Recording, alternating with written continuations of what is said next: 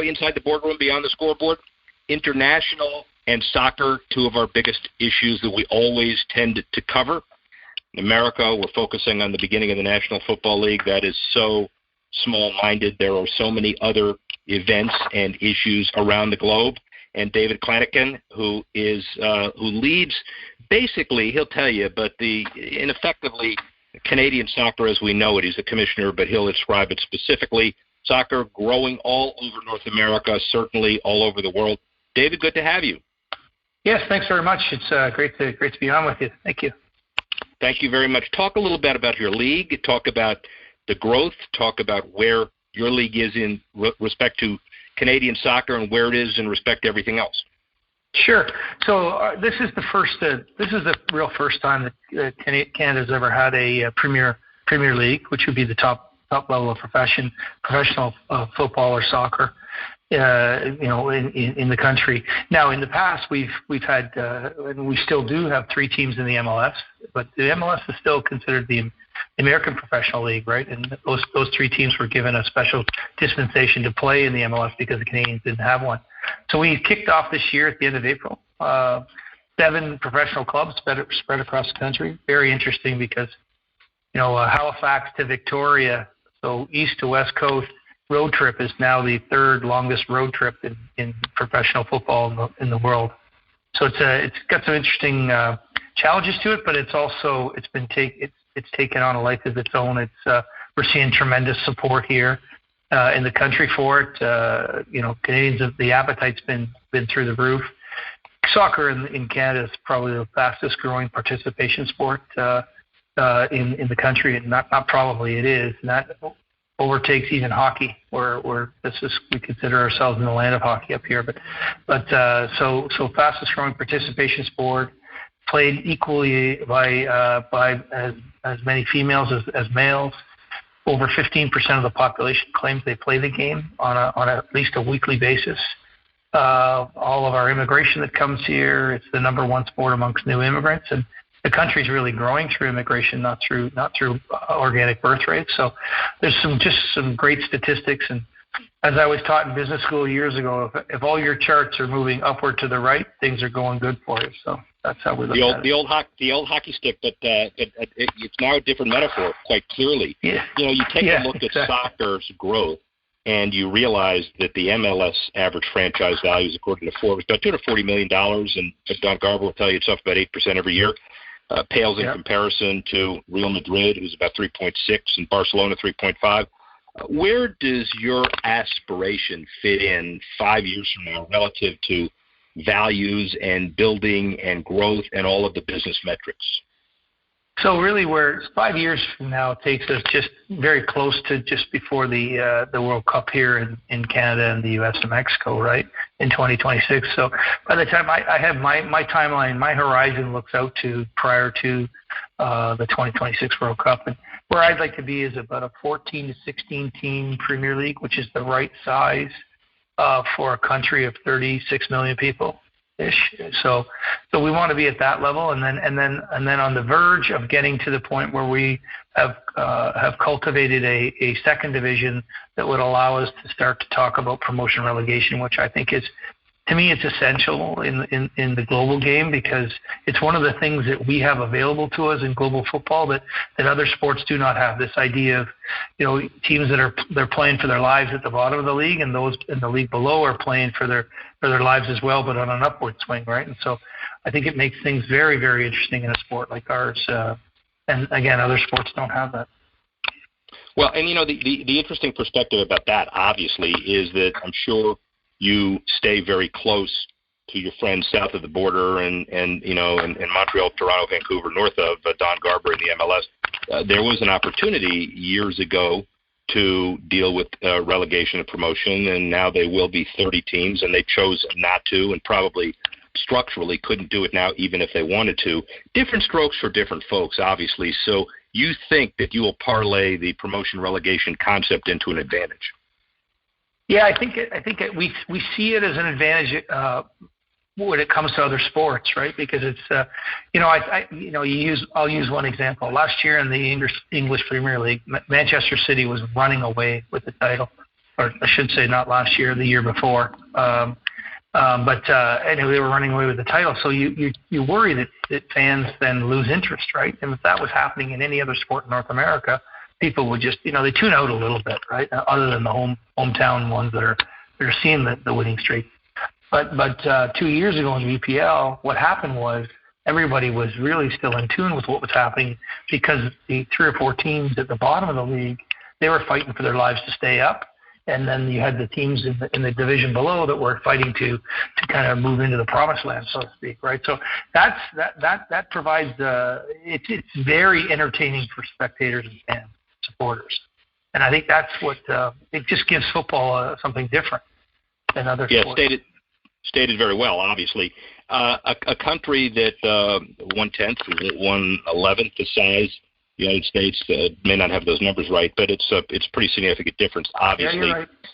Is it a situation where you kind of emulate the realism of the relative strengths of the CFL versus the NFL and try to deal with that there, or do you see kind of differences between the MLS and your league that don't speak to the American versus Canadian football business models? Where do you stand on all that?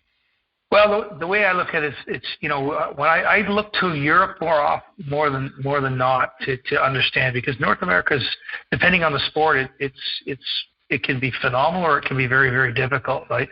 But as you look, I look at Europe and I look at fan base and attendance and things like that, and the reality is, unless you're in one of the big 5 leagues over in Europe, it doesn't take very long to get to, if you're between 10 and 12,000. Fans or spectators per game, you're in the top 10. You're not in the top 5 or 6, but you're 7, 8, 9. You've got leagues like Portugal and Turkey and Sweden and Scotland and places like that where, the game has done very well. But again, their average attendances are only, in that 10 to 12, 13,000 per game range. And that's probably makes more sense in countries, where we have, it's last time I looked, it was 10-1, but we're outnumbered 10 or 11-1 by the U.S. Right? So we don't have the population base that some other countries do have. No, but you have the realism, and you have realism of management, obviously, and its strong business background. Tell me how you deal with the conundrum of the evolution of media.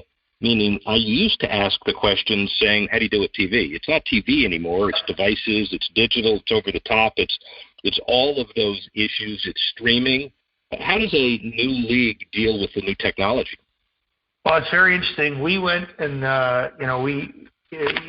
we were being courted by a number of different media outlets, and of course up here in Canada, you've got 2 big ones, right, that are traditional media, more traditional. That everybody says that they're dealing with digital and streaming and OTT, but the reality is, they're still very traditional up here when you only have 2 big organizations. But what happened was we started then to talk to some of the European companies that were out there, and we were very fortunate. We met a company out of Spain called MediaPro. They probably produce and broadcast more soccer in the world than any other company.